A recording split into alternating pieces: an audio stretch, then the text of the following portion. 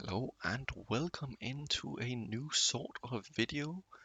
This is going to be my first build guide of 5 at least at the moment, and I may release more as time continues.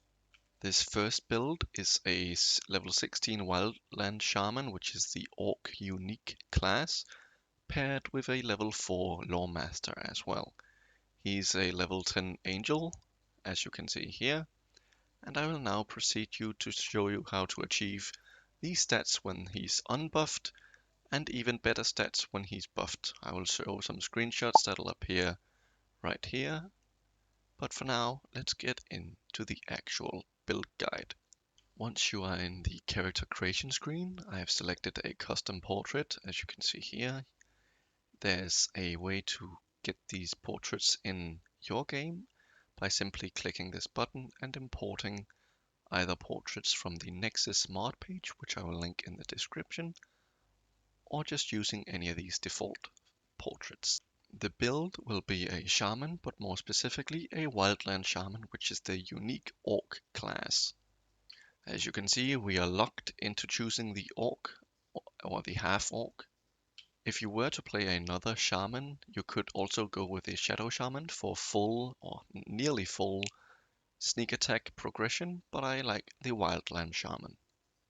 When it comes to your racial heritage as your orc character, either basic or tribal are the ones I prefer.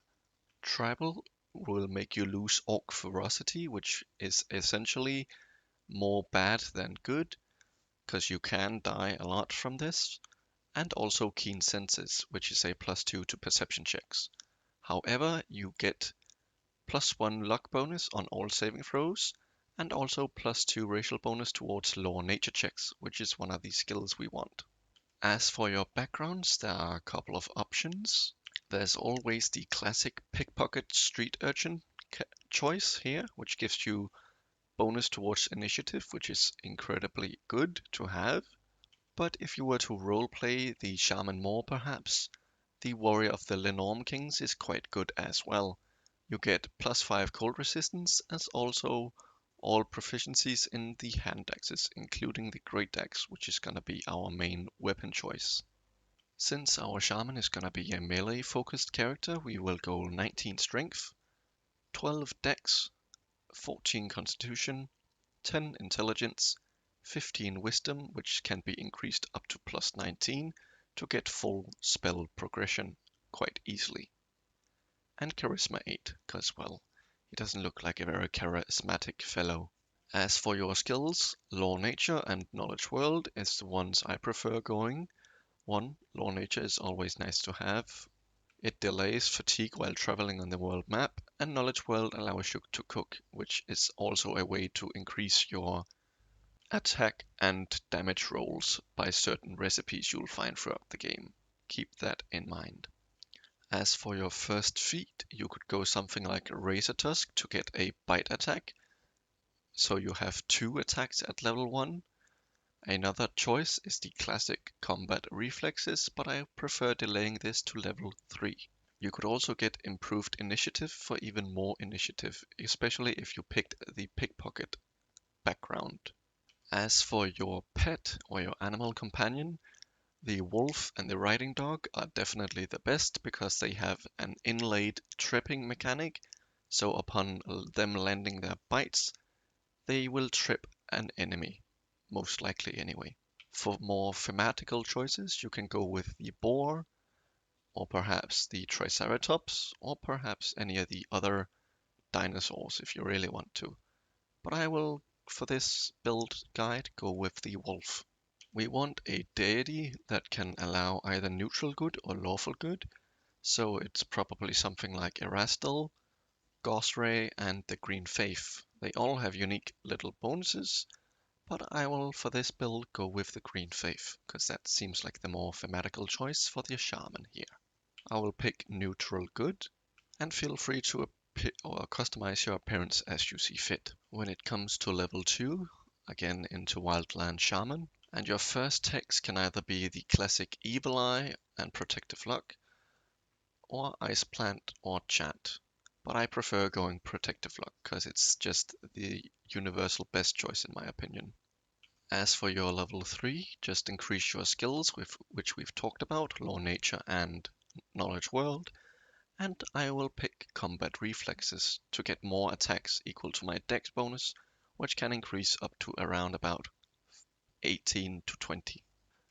On your level 4, 8, 12, 16 and 20 increase Strength by 1, and your second hex at level 4 should be Chant to increase the duration of Protective Luck by 1 round.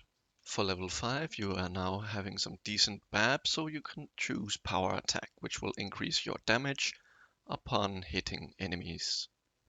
Upon hitting level 7 you can go down and select Outflank, as your melee characters will all be having this, since Outflank increases your bonus to attack rolls from the flanking feature. By this point you will already have level 4 spells. Level 8 increased strength, and I like picking up Fortune since it's a reroll on any ability, attack or saving throw, attack being the most or best one. As for level 9, we will focus on preparing for our Lawmaster skills or Lawmaster levels, so we will go into skill focus and choose Knowledge World. At level 10, or level 9 rather, we also reach level 5 spells, and at 10, to unlock Lawmaster completely, we need a meta magic feat of some kind, and the best one I like is definitely Extend, which will allow you to extend some of the angel spells which we will use in this build guide, and also some of your shaman spells, so they will last longer. At level 11 you should take improved critical and your weapon focus, or rather your weapon choice. I will be going with the great axes, but since you're an orc you can technically also go with the falchions here. Though ideally I prefer great axes because there's a lovely weapon, the Gravesinger axe, which we will use for this build guide. We also unlock level 6 spells at level 11, and for level 12 will be your first Lawmaster level. Increase strength here, and for your first skill points with Lawmaster, since any skill point or any level since Lawmaster, you can select Use Magic Device. You will never be good at this, but it's always nice to have. Make sure to choose your spellbook of Shaman to continue your spell progression over here. And as for your first Lawmaster secret, I will take Shake or Shatter Defenses, because any frightened or shaken creature will be flat-footed, so you can hit the lower DC, which is perfect because since we're merging with Angel, we already have access to Frightful Aspect, which will have any enemy become either shaken in a aura, thus give you some nice bonus to strength and constitution, and some DR or damage reduction, which is always nice to have. Level 13 will be our second level in Lawmaster, and we can now select Boon Companion to make sure our pet scales alongside us. For level 14, our second proper secret will be the Cleric spell into the Shaman spellbook, and we will want something called Eagle Soul. So I'll just search for Eagle up here and click this spell right there. If we go over it, it's one of the best buffs in the game because it gives you bonus to AC, 4 Sacred, which stacks to Strength, Resistances, some Persuasion as well, and any crit threat roll made against an evil creature, which is nearly all enemies in the game, will be automatically confirmed. This is why we want it to be good, by the way, because this is, if you cast this and you're not good, you will become sickened or staggered either. And as you can see, we are only level 14, but we already have access to the highest spells here, level 9 spells. For level 15, we will return into the Shaman Wildland Shaman class. You can either pick Improved Initiative here, even Weapon Focus for more damage chance to hit, but since we are merging with Angel, we will have plenty of spells and as well as Guarded Half to make sure we hit. So I prefer going Improved Initiative. Weapon attack or weapon focus is always nice, but if you were to do that, make sure you click Great Axes. unless you want to go Falchions. And if you were to go Falchions, you would also have to pick the improved critical Falchions before this as well, to make sure you are not wasting feats. As for our Hex, we will select Battlemaster finally, which will net us an additional attack per turn. And we can also specialize into the Great Axe, which will be our main weapon. Level 16, increase strength by 1. Level 17, at this point you will begin to face some of the tougher enemies, and they will most likely have concealment unless you're playing on the lower difficulties. And to combat that, we will select blind fight so we can re-roll if we miss the percentile roll once, so we can effectively roll twice. True Seeing Communal will not be able to see through that concealment on the hardest enemies or the toughest enemies in the game, so that is why we pick up Blind Fight at level 17. Level 18 is just straightforward, we get nothing here, and since we've pretty much gotten everything we want out of this build, your final feat at level 19 is completely up to you. You could go into Weapon Focus if you haven't already. You could potentially even get Hammer the Gap here, or any of the meta magics that you perhaps wanted to make sure you have. Bolster is nice to have, Selective is nice to have, but we will pick up Bolster in the Hex part of this level up. I will just select Weapon Focus into Great Axe. Here we will select Secret and pick up Bolster meta magic. Lastly, our last Battlemaster feat will be Greater Weapon Focus into Great Axe down here. Whenever I say into Great Axe, it's if you're using Great Axes, but you could also go into Falchions, since they are as a part of your Orc proficiency group. For your final level 20, I will return to Lawmaster one last time, increase strength by 1, increase our final skill checks like so, and here we are. The final build is level 16 Wildland Shaman and level 4 Lawmaster. Let's go over Mythic progression. For your first Mythic Ascension, Close to the Abyss for a free Gore attack that scales on your strength, which is also what we are increasing with our level ups, and it's also going to be our main stat. For your first Mythic ability, since we are a caster, Abundant Casting is too good to pass up, and likewise your second Mythic Ascension will be Improved Abundant Casting down here, so we get 4 more spells per day of 4th, 5th, and 6th, like so. At Mythic 3 we will become an Angel, and we will select for our first Angel spell, or our first Angel ability, you guessed it, Greater Abundant Casting, to get 4 more spells of the highest level of spells, up to level 9. We will, however, since we are merging, be getting a completely new tier of level 10 spells. Make sure you click this button here, Mythic Spellbook Shaman, to continue your spellbook progression. For level 4 Mythic, you should go into Improved Critical and whatever weapon you chose, and I will choose the Great Axe, of course. As for your first Sword of Heaven, I prefer Everlasting Flame, since it will increase how long we can use Sword of Heaven by 1 minute equal to Mythic ranks. And right now, at level 4, that'll be 4 minutes, instead of just 1 per round. Mythic 5, you will pick, or you should pick Enduring Spells. And Piercing Rays. Piercing Rays allows you to make the enemies suffer spell resistance equal to 1 plus your Angel Mythic levels, and also to saving throws. Mythic 6, you should go into extra Mythic ability right here, and then choose Greater Enduring Spells, so you now have 24 hours of spells on nearly all of your spells, including the most powerful ones in the Angel spellbook. As for your second here, you basically have 2 choices that are better than the others. Guide of the Faithful, which will give you a -4 penalty to AC on the enemies, or Abolish Guile, which are a bunch of annoying demon types are Guile, so you get Bane towards that, meaning you do 50% more damage to creatures that use compulsion effects. I like selecting penalties towards their AC, so it's easier to hit them. Therefore, I will select Guide of the Faithful here. For Mythic 7, we picked this up rather late, but ever ready, so we can make attacks equal to our Dex modifier. And as for your improved Angelic Halo, Solar Wind will give you a bunch of resistances to different energy types, as well as negative energy. Mythic 8, there is nothing that compares to power attack, since we will have this +5 right here, since we're using a two-handed weapon instead of the normal +3.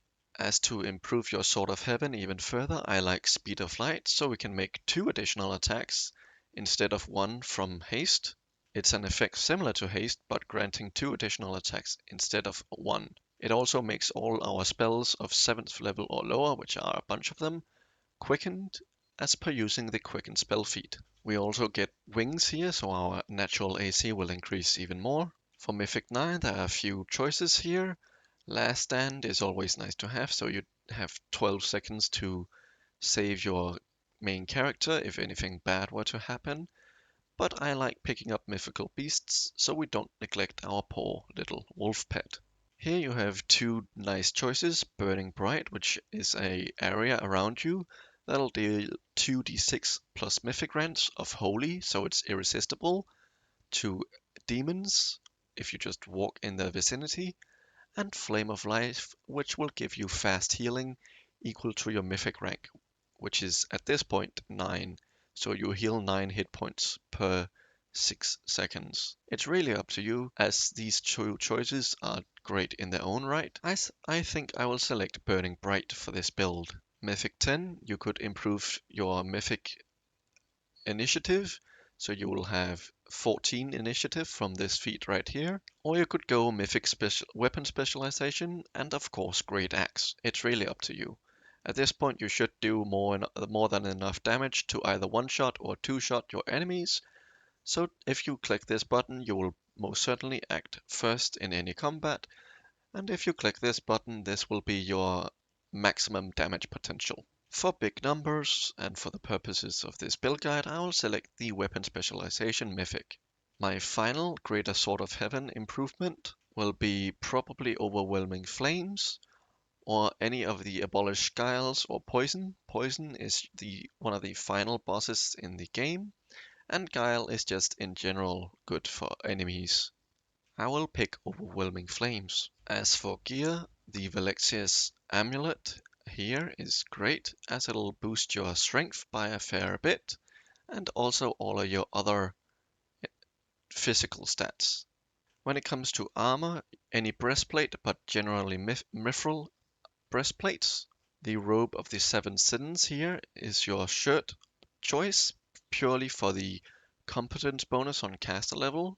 And when it comes to belt, preferably strength and con, or strength and dex, and then when you are finally at the point in the game where you get all 3, aka strength, dex and con, which is called a belt of physical perfection, this one here.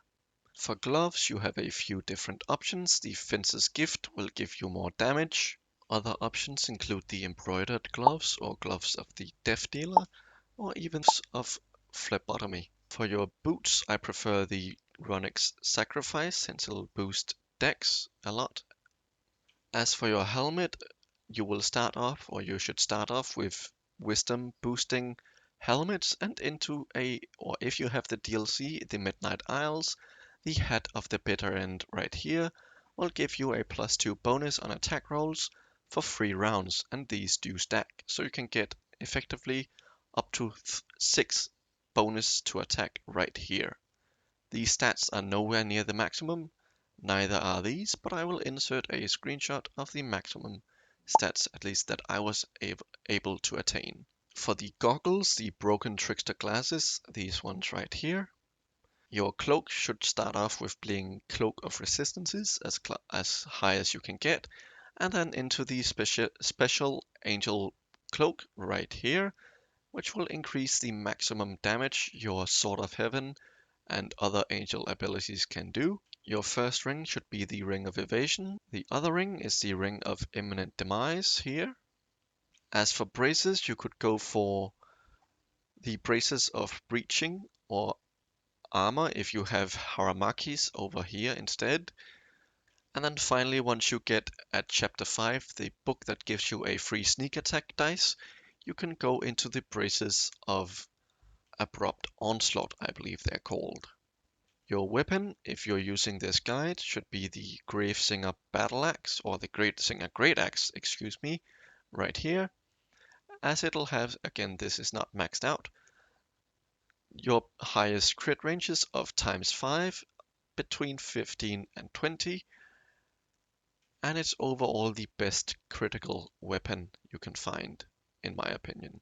As for quick slots, it's kinda up to you, but what I have given is the old Grimmer, so I can get even more spells of first, second, and third level spells.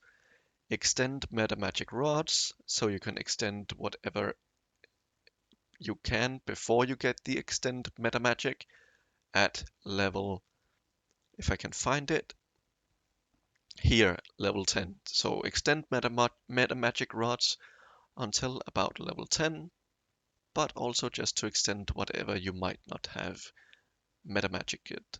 The Greater Quicken Meta Magic Rod is also good to have, so you can use angel spells twice in one turn. The House of Vespertilio, so you can get even more cooking checks by the Knowledge World effect. An alternative is also the Grandmaster's Rod, if you want to use the highest spell or maximize the amount of damage you can get out of your angel spells. And finally, just to have him, Jarsigax, a little pet dragon that'll give you an additional 1d4 cold, fire, acid, or electricity on a successful hit with a weapon. This isn't necessary, but I just like having him. I will now throw up the screenshots for the maximum I was able to attain, both for attack and armor class, and also the maximum stats here. While that is up, I want to thank you all so much for watching, and I will see you next time. Bye bye for now.